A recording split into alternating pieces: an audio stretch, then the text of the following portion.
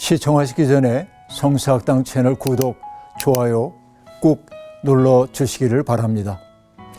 여러분의 소중한 구독이 저와 제작진에게 큰 힘이 됩니다. 네, 저희 지난 시간 검을 주러 오신 주님에 대해서 저희 공부했는데 혹시 기억나는 내용 있으신가요? 네, 예수님께서 밖에 어두운 그림자를 네. 그냥 다 얘기해 주셨어요. 맞아요. 네. 근데 그 후에 너희는 많은 참새들보다 귀하다 위로와 격려도 전해주셨습니다. 네.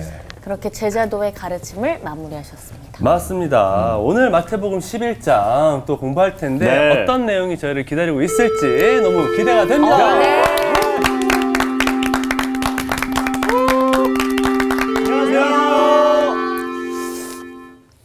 안녕하세요. 잘 지냈죠? 네. 살아가면서 내가 조금 성장했는데 내가 조금 나은 사람이 된 것 같다 이런 느낌이 들 때가 있나요? 네. 어떤 때입니까? 오, 있어요? 저는 아까 우리가 잠깐 사담을 나눴을 때 부부싸움 얘기를 했는데 아내랑 신혼 때는 정말 서로 치열하게 막 했는데 지금은 약간 서로 이해하게 되고 한 발 물러나게 되고 그럴 때 나 좀 성장한 것 같은데. 물러나게 됐다. 그래요. 결혼을 누구는 슬픈 균형이라고 그랬는데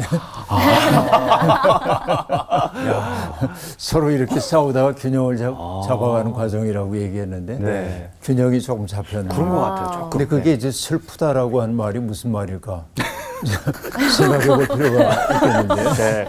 네. 그러네. 기쁜 그죠? 거죠? 기쁨 속에 있죠. 네. 아, 저는 슬픔이 없어요. 네. 뭐 굳이 시비 걸려는 말은 아니고 또 누구 있나요? 그런 성장. 저도 아이들을 보면서 이제 밖에 있을 때 제 모습과 가정 안에 있을 때 제 모습이 좀 다른 것 같아요. 그래서 아이들을 제가 이제 데리고 어디를 가거나 할 때 뭔가 스스로 뭔가 좀 성장한 것 같은 네, 그런 마음이 좀 들더라고요. 그래요. 네. 뭐 대개 그런 경험들이 있을 텐데 살다 보면 이제 자기 사람들은 누구나 다 세계의 중심입니다. 나를 중심으로 세상을 인식하도록 되어 있고 네. 우리의 마음 깊은 곳에는 다른 사람들이 나를 위해 봉사해 주기를 바라는 마음이 크게 있습니다. 네. 근데 나의 그 바람이 충족되지 않을 때는 원망하거나 미워하거나 시샘하거나 이런 일들이 벌어지죠. 이게 이제 인간의 버릇이라고 볼 수 있어요. 근데 인간의 성숙함이라고 하는 것은 내가 세상의 중심이 아니구나. 내가 주인공인 드라마가 아니네. 그래서 자기의 분수를 받아들이는 것. 내 몫의 삶은 이거구나. 그러니까 내가 세상의 중심이어야 한다는 강박관념 내려놓고 네. 나에게 주어져 있는 삶을 성실하게, 아름답게, 그리고 기쁘게 살겠다 하는 자기 삶에 대한 통제를 내려놓기만 해도 인생이 제법 가벼워지는 부분들이 있습니다. 여기 이제 연기하는 분도 계시고 노래하는 분들도 계시지만은 노래하는 분들도 여럿이 무대에 서면은 내가 중심이 되고 싶지 않아요. 센터 역시. 마지막에 노래하고 싶어요. 피날레. 그것보다 이제 고음을 누가 하느냐. 고음 파트를 누가 하냐. 고음 파트. 연기자들은 이제 대본 리딩 할 때 자기가 이제 주역을 맡고 싶은 마음이 확 치열하게 있는 거죠. 네. 근데 이제 어떤 사람은 나는 아니야 라면서 단역을 맡는다든지 그러면은 그 사람은 비애는 없습니다. 그러니까 우리가 주인공 되지 말라는 얘기가 아니고 네. 과도하게 자기를 주인으로 놓으려고 하는 태도만 없어져도 인생이 제법 자유로워질 거다 하는 생각을 하는데요. 신약 성경에서 본인이 주역이 되기를 한사코 거부한 사람이 있습니다.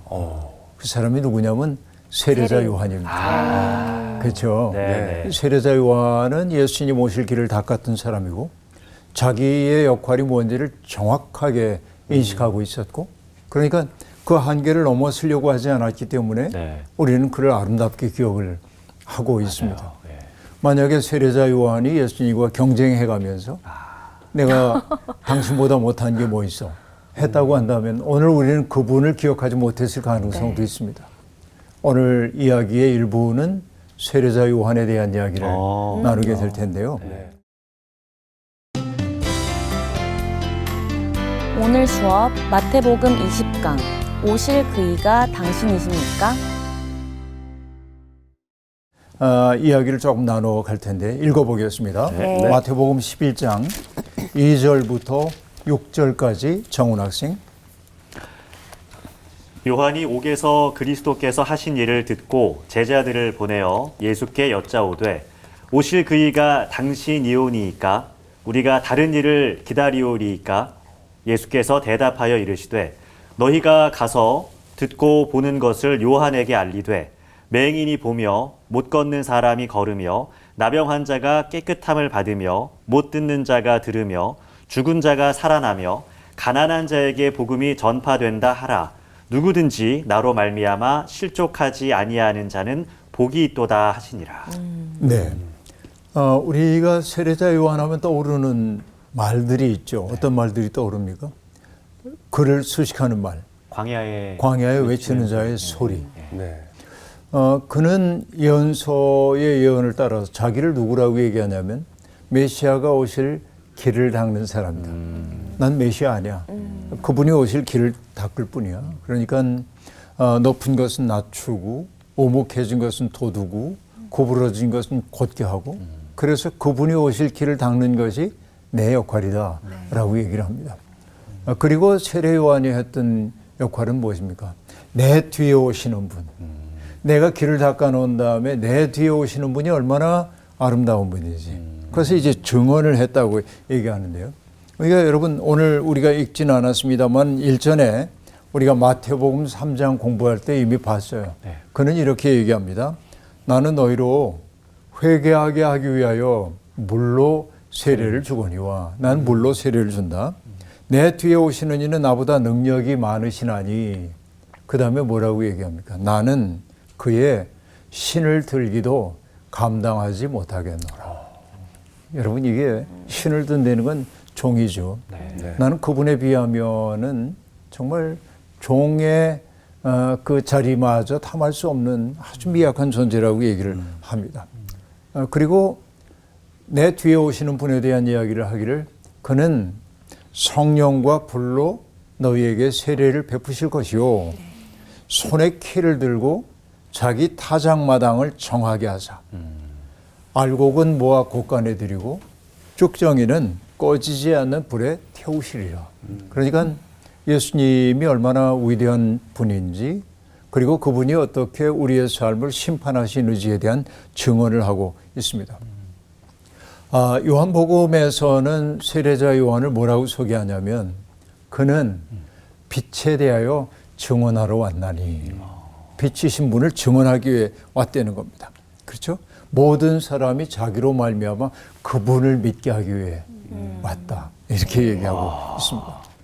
그리고 여러분 세례자 요한이 했던 말 가운데 그 마음속에 참 감동이 되는 말이 뭐냐면 제자들이 와가지고 당신이 세례를 주었던 그에게 많은 사람들이 몰려가서 세례를 받습니다. 우리보다 더 많이 거기로 몰려갑니다. 그러자 세례 요한이 그럴 수가 그러지 않고 뭐라고 얘기합니까?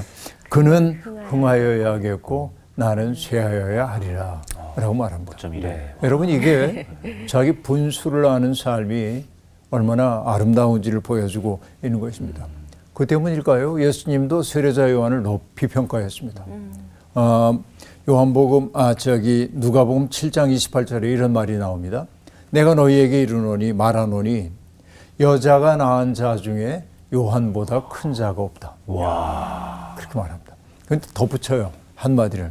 그러나 하나님의 나라에서는 극히 작은 자라도 그보다 크니라. 희망이 있네 우리. 하나님나라에서. 자, 이게 이제 어떤 그 의미인지는 나중에 한번 살펴보도록 할 텐데요. 근데 가만히 생각해 보면은 세례자 요한과 그 예수님은 여러 가지로 비슷하기도 하지만 대조가 되기도 합니다. 생각해 보면은 차이가 있어요. 요한이 주로 활동했던 공간은 광야에서 외쳤죠. 네. 그리고 요단강 여기에서 활동했습니다. 네. 사람들이 자기에게 나올 때 말씀을 전했죠. 근데 예수님의 활동 영역은 뭐죠? 사람들 사이. 그 예수님은 광야에서 시험을 받으시긴 했지만 광야에 머물며 사람들이 당신에게 오기를 기다린 게 아니라 계속 다니셨어요. 네. 사람들이 아픔이 있는 곳마다 머무르셨다고 얘기할 수 있습니다. 그런데 두 분의 메시지도 다릅니다.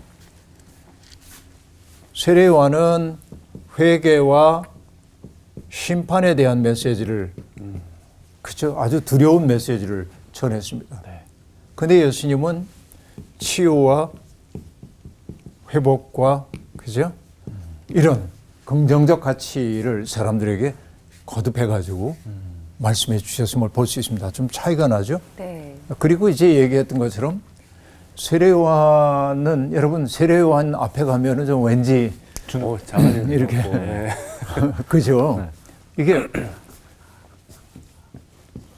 세례요한은 좀 거리를 누가 나오라고 그랬어? 너무 좀 성스럽고 좀 이 독사 이 자식들아. 네. 누가 너희에게 이 자리에 나와가지고 이제 회개하고 이런 그 무서운 네, 약간 네. 거리.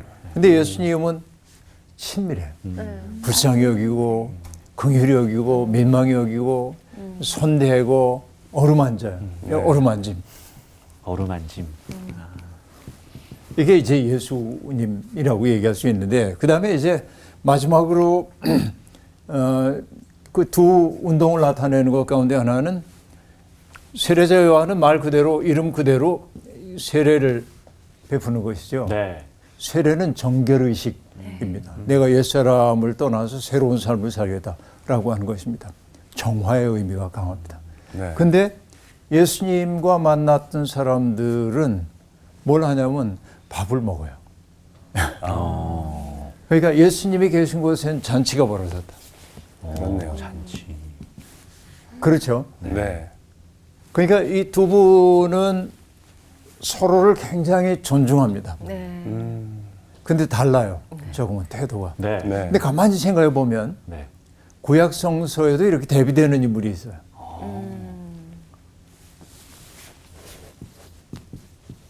아, 엘리야. 엘리야. 네. 엘리야는 뭐 무섭잖아요. 네. 야단치고. 근데 따뜻하게 사람들 사이에 돌보던 건 엘리사. 엘리사. 엘리사. 흥미로운 대조라고 네. 볼 수 있습니다. 이게 이제 목회자들도 이렇지 않을까 싶은데 네. 세례 요한의 목회자가 있고 네. 예수님 같은 목회자가 있고 뭐 사람들이 누구를 좋아할지는 알 것 같아요. 그러나 이 둘은 이제 함께 있어야 한다라고 얘기해야 할 텐데 세례 요한에 대한 이런 이야기를 뒤로 하고 오늘 본문 말씀을 보면은 요한이 옥에 갇혔다 이렇게 말하고 있습니다. 우리가 다 압니다. 요한이 옥에 갇혔다는 사실은 왜 옥에 갇혔냐면은 권력자를 비판했기 때문에 그럽니다. 갈릴리와 베레아를 다스리고 있던 분봉왕의 이름은 우리가 알다시피 헤롯 안티파스입니다. 근데 이 헤롯 가문은 원래 유대인의 정통 가문이 아닙니다. 이방적 배경을 가지고 있습니다. 그리고 오래전에도 얘기했지만은 그 아버지인 헤롯 대왕이 다스리고 있던 영역을 넷으로 나눠 가지고 그 넷 가운데 하나씩을 아들들에게 맡겼어요. 네. 그래서 그 4분의 1의 영토를 다스리는 왕들을 분봉왕 그렇게 말한다고 얘기했는데 헤롯은 분봉왕에 만족 못해요. 정치적 야심이 크기 때문에. 네. 그러려면은 두 가지의 지원이 필요합니다. 하나는 유대인들이 자기를 적극적으로 지원해 줘야 돼. 또 하나는 로마가 자기를 도와줘야 돼. 네. 이 둘이 함께 조합이 되어야 자기가 대왕의 꿈을 이룰 수가 있는데 유대인들의 지지를 사기 위해서 이 헤롯 안티파스가 했던 일이 뭐냐면 유대의 왕가였던 하스몬 왕가 출신의 공주인 헤로디아와 결혼한 겁니다. 그 헤로디아는 헤롯 안티파스의 이복 동생인 빌립의 아내입니다. 이게 빌립 왕이 아니에요. 네. 그냥 로마에 살고 있었던 평범한 사람인데 어쨌든 헤롯 대왕의 아들이고 헤롯 안티파스의 이복 동생인데 둘이 이제 결혼해 살고 있는데 헤로디아와 빌립이 결혼해 살고 있었습니다. 그런데 정치적 그 이해관계가 맞아서 빌립과 헤로디아가 이혼을 합니다. 왜냐하면 헤로디아도 정치적 야욕이 있었던 것 같아요. 네. 그리고 헤롯 안티파스하고 결혼을 하는 거예요. 뭐 때문에? 헤로디아가 아까 뭐라고 얘기했습니까? 하스몬 왕가의 공주예요. 혈통이. 네. 그러니까 유대인들은 하스몬 왕가를 존중했거든요. 그러니까 헤로디아가 자기 품으로 돌아오면 유대인들의 지지가 있을 거다 하는 생각을 이제 가졌던 겁니다. 그리고 이제 이 그 헤로디아는 로마에 오랫동안 살았는데 로마에 사는 동안 로마 황실과 깊은 유대 관계를 맺고 있었습니다. 그 때문에 황실의 여인들과의 깊은 친교가 있기 때문에 로마와 헤롯 안티파스를 연결하는 통로로서 더하려고 협조해요. 이 이해관계가 맞아 떨어졌기 때문에 네. 그러니까 이 헤롯 안티파스는 원래 아내였던 나바테아의 공주와 이혼하고 헤로디아와 재혼을 하게 되는 겁니다. 근데 세례자 요한은 그 음모를 꿰뚫어 봤어요. 저 사람의 정치적 음모가 무엇인지. 그러니까 헤롯의 비판은 두 가지입니다.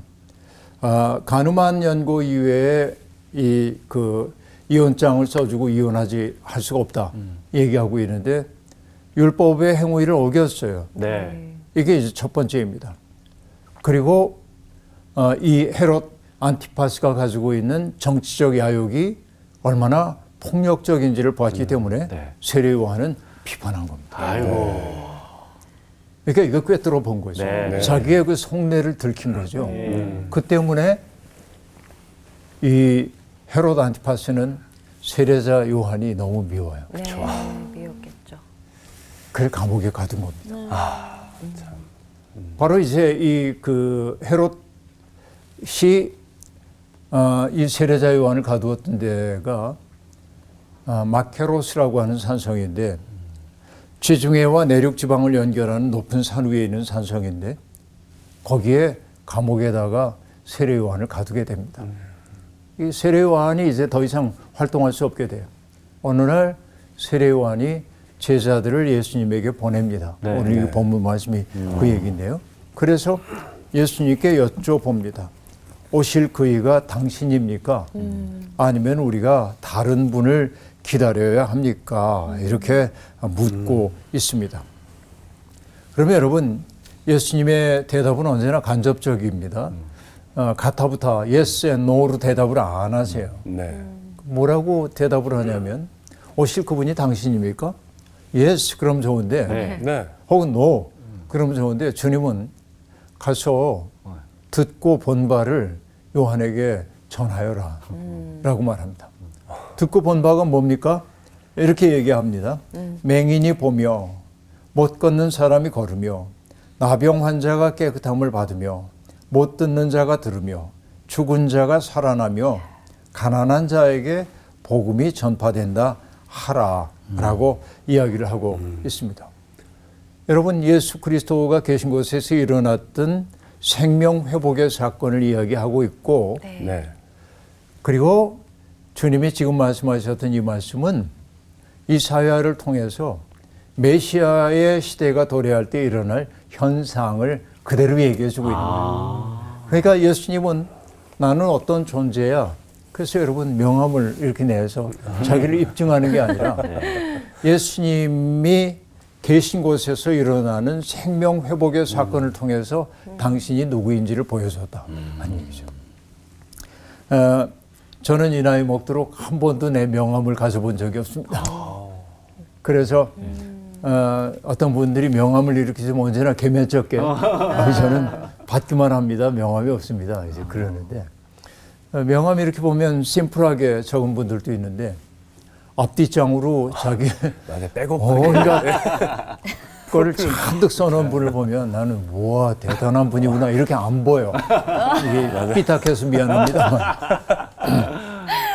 안 보여.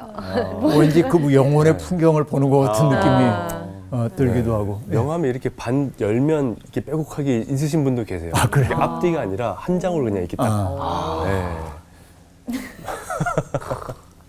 난 이런 사람이에요. 그러니까. 근데 사실은 이제 그 존재 자체가 말하면 되는 겁니다. 네. 그리고 예수님이 바로 그 얘기를 지금 하고 있는 거죠.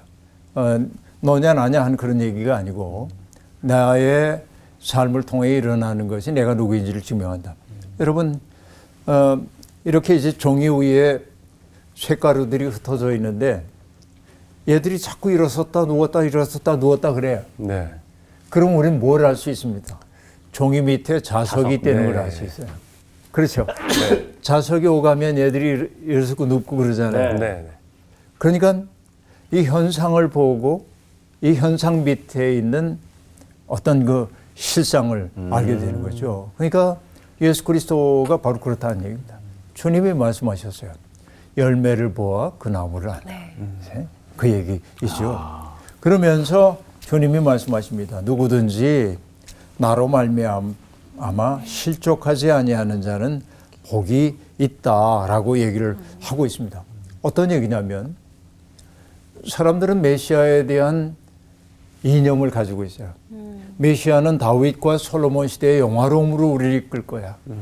그리고 아주 영웅적인 모습으로 나타나서 우리의 고통을 싹 없애고 그리고 세상에 대한 지배권을 가지고 우리를 행복하게 해줄 거야. 이게 그들이 가지고 있는 메시아에 대한 이미지예요. 그런데 예수님은 그런 이미지에 상응하는 존재가 아니에요. 그래서 하신 말씀이 누구든지 나로 말미암아 실족하지 아니하는 자가 복이 있다. 그렇죠? 그러니까 예수님은 당신을 선물로 내줄 뿐 사람들이 원하는 일거의 모든 문제를 해결하는 분으로 우리 가운데 오시지 않았다. 그러니까 그런 그 예수님의 삶 때문에 걸려 넘어지지 않은 사람이 복이 있다. 네. 하나님 나라는 그렇게 한꺼번에 우리와 무관하게 압도적으로 도래하는 나라가 아님을 보여주고 있어요. 다음 얘기를 볼 텐데요. 네. 7절부터 10절까지 나오시. 그들이 떠남에 예수께서 무리에게 요한에 대하여 말씀하시되 너희가 무엇을 보려고 광야에 나갔더냐 바람에 흔들리는 갈대냐 그러면 너희가 무엇을 보려고 나갔더냐 부드러운 옷 입은 사람이냐 부드러운 옷을 입은 사람들은 왕궁에 있느니라 그러면 너희가 어찌하여 나갔더냐 선지자를 보기 위함이었더냐 옳다 내가 너희에게 이르노니 선지자보다 더 나은 자니라 기록된 바 보라 내가 내 사자를 내 앞에 보내노니 그가 내 길을 내 앞에 준비하리라 하신 것이 이 사람에 대한 말씀이니라. 네, 여기 보면 이제 요한의 제자들이 떠났습니다. 그러자 예수님이 무리들에게 요한에 대해서 말씀을 하십니다. 이렇게 얘기합니다. 너희가 광야에 나갔던 거 왜 나갔어? 그렇죠? 이렇게 얘기합니다. 바람에 흔들리는 갈대 보러 나간 거야? 아니죠. 수사의문문이에요. 네. 이건 아니지. 그건 아니에요. 누구나 다 알아요. 그럼 무엇 보려고 나갔더냐? 부드러운 옷 입은 사람 보려고? 아니요. 그런 사람은 왕궁에 있겠지. 비단으로 된 옷 입고. 네. 그렇죠? 그러니까 그런 사람들을 만나기 위해서가 아니라 선지자를 보기 위해서 나갔던 거 아니냐? 그 광야에 선지자를 보기 위해서. 옳다. 그는 선지자였다. 그리고 예수님이 인정합니다. 아까 얘기한 대로 네.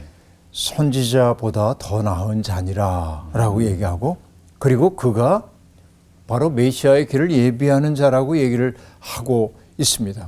그러니까 말라기 선지자가 전한 말씀이 있는데 만군의 여호와가 이르노라 내가 내 사자를 보내리니 그가 내 앞에서 길을 준비할 것이다. 말라기 3장 1절에 나오는데 바로 말라기 선지자가 예언했던 사람이 세례자 요한이라고 예수님은 긍정적으로 얘기를 하고 있습니다. 네. 네, 이 요한에 대한 이제 평가가 등장하는데요. 11절부터 14절까지 하여시. 내가 진실로 너희에게 말하노니 여자가 낳은 자 중에 세례 요한보다 큰 이가 일어남이 없도다. 그러나 천국에서는 극히 작은 자라도 그보다 크니라. 세례 요한의 때부터 지금까지 천국은 침노를 당하나니 침노하는 자는 빼앗느니라. 모든 선지자와 율법이 예언한 것은 요한까지니 만일 너희가 즐겨 받을진대 오리라 한 엘리야가 곧 이 사람이니라. 네. 예, 15절까지요. 네. 귀 있는 자는 들을지어다. 네, 고맙습니다.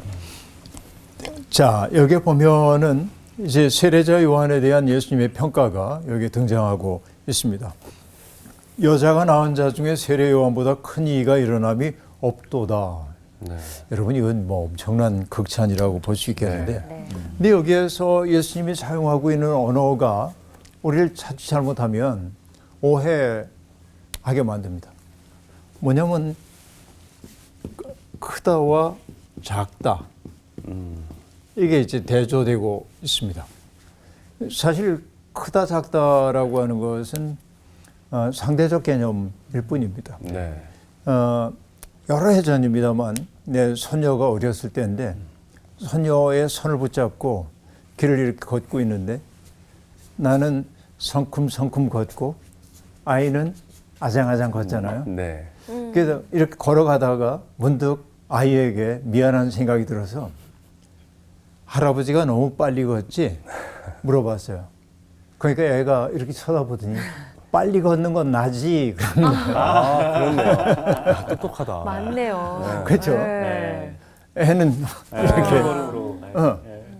이렇게 그렇구나. 기준이 어디에 있느냐에 따라 다르구나. 그 생각을 이제 했던 적이 있는데 네. 키가 크고 작은 것도 역시 마찬가지입니다. 내가 공희 씨하고 서 있으면 나는 아주 작아요. 공희 씨는 아주 큽니다. 네.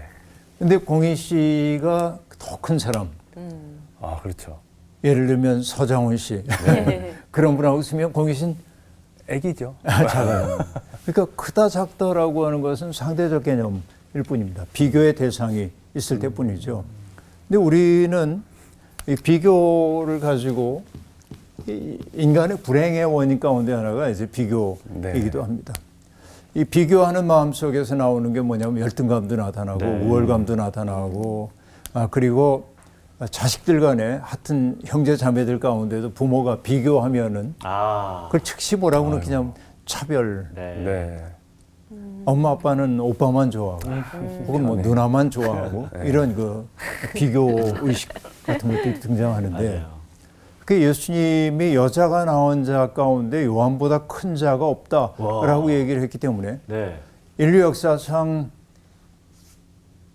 요한이 가장 위대한 사람이라고 이야기를 한다면 그건 생각이 다를 수 있죠. 사람마다. 생각이 다 다를 수밖에 없습니다. 그러니까 이때 얘기하는 여자가 낳은 자 중에 가장 크다라고 하는 것은 그렇게 총량적으로 비교하고자 하는 얘기가 아니고 요한이 얼마나 위대한 사람인지를 나타내기 위한 일종의 수사법이라고 보면 되겠어요. 요한은 정말 그 인간이 도달할 수 있는 그 아름다움의 높이를 형성한 사람이다 말이지. 그러니까 여러분 인간은 일종의 소명입니다. 어떠한 존재가 되라고 하는 소명입니다. 그러니까 인간이 된다고 하는 것은 뭐냐? 자기를 초월하는 데 있는데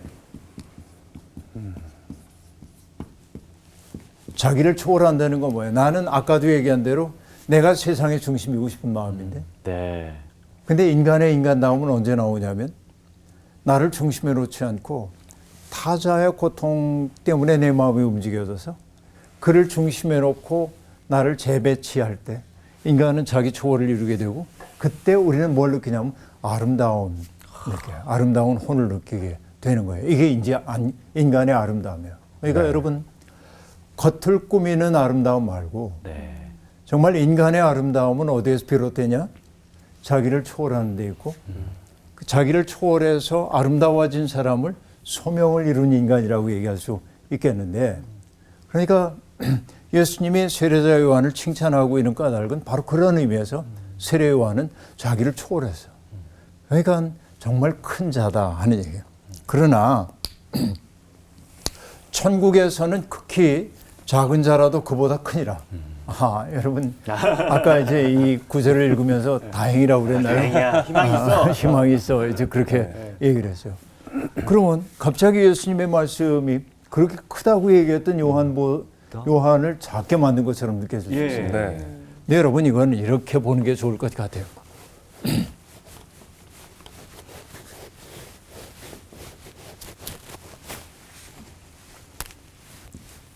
이게 이제 시대의 경계입니다.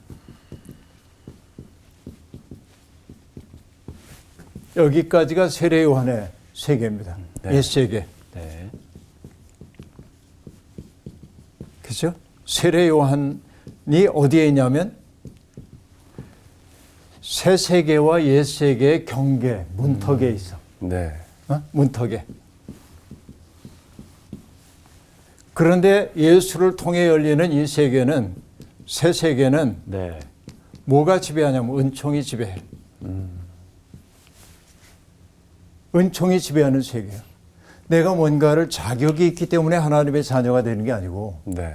하나님의 전폭적인 사랑을 통해서 우리가 채워지고 내 속에 하나님의 사랑으로 충만하게 될 때 그 사랑이 나를 통해 흘러가 다른 이들을 촉촉하게 적셔주는 세계. 그 세계가 새로운 세계예요. 그러니까 세례 요한이 작다는 얘기가 아니고 세례 요한은 이 문턱의 존재예요. 여기를 넘어가는 과도기적 존재예요. 그런 의미에서 우리는 새로운 질서 속에 속해 있는 사람이기 때문에 우리는 더 크다. 네. 이 시대 구분에 대한 얘기지. 내가 세례 요한보다 나아 이렇게 얘기하면 안 된다. 그 얘기입니다. 그렇죠? 여러분 이게 문턱 체험입니다. 기존의 질서가 해체되고 새로운 질서가 아직 세워지기 전에 인간은 새로운 존재의 문턱에 있다고 얘기할 수 있겠는데요. 여러분 이 문턱 역할을 했던 게 꽤 많이 있습니다. 우리 인간 존재에서도 마찬가지인데 모세가 하나님의 소명을 받기 전에 먼저 해야 할 일은 뭐냐면 애굽을 떠나야 했고 네. 광야에 들어가야 했고 광야에서 하나님을 만난 다음에 뭡니까? 다시 애굽으로 돌아가야 했습니다. 그래서 이 문턱 체험을 얘기할 때 뭐라고 얘기하냐면 맨 처음에 있는 게 이탈이야. 내게 익숙하던 세계를 벗어나는 거야. 네? 이탈. 그 다음에 하는 일은 뭐죠? 자기를 적응해가는 일이 이제 무엇보다도 필요하다고 얘기할 수 있겠는데 경계지대로 가는 거야. 광야입니다. 경계지대로 가는 거예요. 광야로 가. 그 다음에는 뭐냐면 하나님의 소명을 받아가지고 자기의 삶을 새롭게 만드는 거야. 이걸 재통합이라고 얘기하는데 그렇죠? 예수님의 삶을 보더라도 그렇습니다. 여기에서 일상적인 삶의 자리에서 이탈해서 광야로 가셨어. 네. 광야에서 시험을 이기신 다음에 사람들의 세계 속으로 들어가셨어. 네. 소명을 가지고. 엘리야도 그럽니다. 모세도 그럽니다. 모든 위대한 사람들의 삶은 바로 여기에 있음을 볼 수 있는데 바로 이 얘기를 우리에게 들려주고 있는 거예요. 그러니까 바로 이렇게 봐야 이 구절이 바로 보인다 하는 얘기입니다. 그리고 예수님이 하신 말씀 가운데 낯선 얘기가 하나 등장합니다. 세례 요한의 때부터 지금까지 천국은 침노를 당하노니 네. 침노하는 자는 빼앗느니라. 여러분 새 번역은 이렇게 번역합니다. 이 대목을 세례자 요한의 때로부터 지금까지 하늘나라는 힘을 떨치고 있다. 그리고 힘을 쓰는 사람들이 그것을 차지한다. 그러니까 하나님 나라는 자기의 전제 전체를 걸고 열망하는 사람들이 들어간다 하는 얘기로 번역한 거예요. 개역도 그렇고 새 번역도 그렇고. 그런데 최근에 우리 대한성서공회가 번역한 새 한글 성경은 전혀 다른 번역을 하고 있습니다. 뭐라고 얘기하냐면 세례자 요한의 날들부터 지금까지 하늘나라가 폭력적인 저항에 시달리고 있습니다. 네? 폭력을 쓰는 사람들이 그 나라를 앗아가고 있습니다. 라고 말합니다.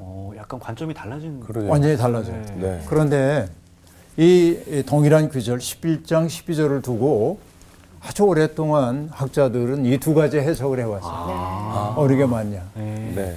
그 여러분이 선택하기 나름인데 저는 천국은 열망하고 노력하는 사람들의 에게 열린다는 쪽으로 난 마음이 더 많이 갑니다. 네. 어쨌든 그런 입장을 이제 여러분께 말씀을 드리고요. 어쨌든 그 다음 얘기를 볼 텐데요. 네. 16절부터 19절까지. 네.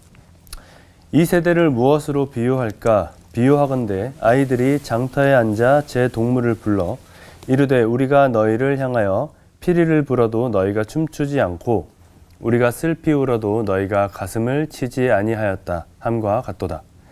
요한이 와서 먹지도 않고 마시지도 아니하매 그들이 말하기를 귀신이 들렸다 하더니 인자는 와서 먹고 마시매 말하기를 보라 먹기를 탐하고 포도주를 즐기는 사람이요 세리와 죄인의 친구로다 하니 지혜는 그 행한 일로 인하여 옳다함을 얻느니라.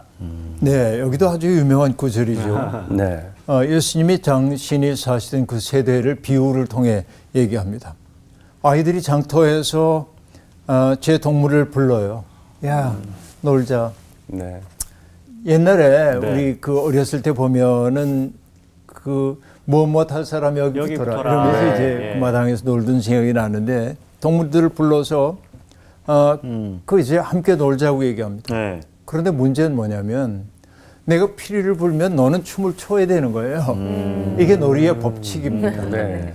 내가 슬피 울면 너희가 가슴을 쳐야 합니다. 이게 놀이의 규칙입니다.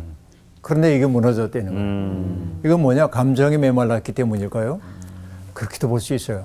그러나 이 말씀은 훨씬 더 깊은 사실을 얘기해 주고 있습니다. 그건 뭐냐? 죄로 말미암아 사람들이 타자의 부름에 응답할 능력을 잃어버리고 있다. 관계를 이룰 수 있는 능력을 잃어버리고 있는 세태라는 것입니다. 오늘 내가 나온 시 앞에 있다고 하는 얘기는 뭐냐면 나는 뭔가 요청으로 나온 시 앞에 있을 수도 있습니다. 그렇죠? 세상 모든 사람들은 사랑받기를 원하거든요. 네. 그러니까 내가 누군가 앞에 있을 때 나는 공희 씨는 내 앞에 나를 사랑해줘 라는 요청으로 내 앞에 있어요. 그럼 나는 그를 사랑으로 대해줘야 합니다. 이게 인간관계의 아름다움입니다. 그런데 이게 무너졌다. 관계 맺는 능력을 잃어버렸다. 여러분, 우리가 영어 단어에서 응답하다라고 하는 단어가 response인데 응답하다라는 단어가 여기에서 나온 단어가 responsibility라고 하는 단어는 책임입니다. 이걸 뭘 얘기할까요? 누군가의 부름에 응답하는 게 인간적인 책임이에요. 네. 이게 인간을 인간답게 만드는 거예요. 이게. 그런데 이게 다 무너져 버리고 말았다. 그러니까 타자의 부름에 응답할 능력을 잃어버린 인간의 비참함. 예수님은 그걸 지금 얘기하고 있는 겁니다. 그 비참함을 예수님은 설명합니다. 세례자 요한과 그 제자들이 금욕적인 삶을 사니까 뭐라고 얘기해요? 귀신 들려서 굳이 저렇게 살아야 할 이유가 뭐가 있어? 예수님과 제자들이 먹고 마시는 모습을 보고는 먹고 마시기를 탐하는 자야. 그죠? 네. 네. 그러니까 그들에게는 비난할 것만 있어요. 누군가를 선하게 볼 수 있는 능력이 없어요. 네. 이게 문제라고 얘기할 수 있어요. 그래서 지혜는 그 행한 일로 인하여 옳다함을 얻느니라 라고 얘기를 하고 있습니다. 지혜는 예수 그리스도가 바로 지혜이죠. 그러니까 예수 그리스도가 행한 일 그 자체가 예수가 지혜라고 하는 사실을 증언한다고도 얘기할 수 있겠습니다. 오늘 우리 이 대목, 오늘 읽었던 이 대목을 보면서 참 기가 막히지요. 네. 그런데 세례 요한이 오실 그분이 당신입니까? 라는 질문에 예수님이 yes, no로 대답하지 않고 당신을 통해 나타나는 생명 회복의 사건을 이야기함으로 당신이 누구인가를 보여줬던 것처럼 지혜는 내가 지혜야 라고 말함으로 드러나는 게 아니라 지혜를 통해 나타나는 삶을 통해 스스로를 입증한다. 일맥상통하고 있음을 네. 볼 수 있습니다. 오늘 수업 여기서 마칩니다. 네. 고맙습니다. 고맙습니다.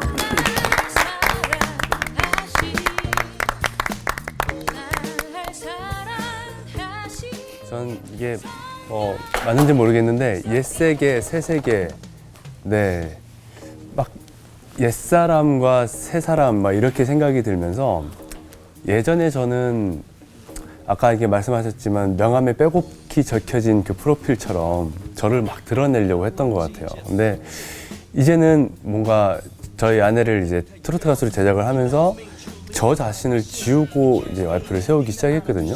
그랬더니 더 큰 세계가 막 이렇게 열리면서 제 무대도 많이 생기고, 아, 이래서 나를 드러내기보다는 누군가를 이제 도와주는 사람이 되는 게 더 좀 행복하구나 이런 생각이 들면서 좀 공감이 됐던 수업이었던 것 같아요. 네. 제가 좀 대답하는 걸 귀찮아하거든요. 그런 응답하고. 응답을 잘 안 하는 편인데 그게 그리스도인으로서의 책임감이라는 생각을 오늘 처음 했어요. 연결된다. 저도 그 세례 요한이 정말 훌륭했는데 우리는 예수님을 만남으로써 세례 요한의 단계보다 더 큰 세계로 들어갈 수 있다는 거가 네. 그 은총의 세계. 네, 새 시대. 세계. 와, 그게 너무 희망적이었어요. 네. 저는 수업이 처음 시작할 때 성숙에 대해서 말씀해 네. 주셨잖아요. 내가 생각했던 성숙. 근데 수업을 들어보고 나니까 이 세례자 요한은 그는 흥하여야겠고 나는 쇠하여야 되리라. 그래서 하나님이 그를 예수님이 기뻐하셨는데 사실 뭐 인간은 누구나 다 약간 관심종자, 관종이잖아요. 사랑받기 위해 그럼요. 태어났습니다. 네. 더 많이 내가 좀 인정받고 싶은 네. 그런 욕구가 있는데 세례자 요한은 그것마저 초월한 사람이었고 그래서 크다함을 좀 칭함을 받은 사람이 아닌가 싶어서 나도 뭔가 좀 나를 왜 이렇게 안 사랑해줘 말도 안 나오니까 인정하지 않아라고 할 때 그걸 바라보지 말고 사랑을 채워주시는 하나님을 바라보자 이런 생각이 좀 들었어요. 네. 너무 신기하네요. 그렇습니다. 사랑을 엄청 받고 계신 분들이 그런 얘기를 하니까 조금 신기해요. 목말라 목말라. 네, 그렇습니다. 오늘 또 이게 수업 주제처럼 우리 한 주 동안 또 하나님, 예수님이 저에게 준 사랑을 좀 베풀면서 또 한 주 살아갔으면 좋겠습니다. 좋아요. 네, 고생하셨습니다. 네.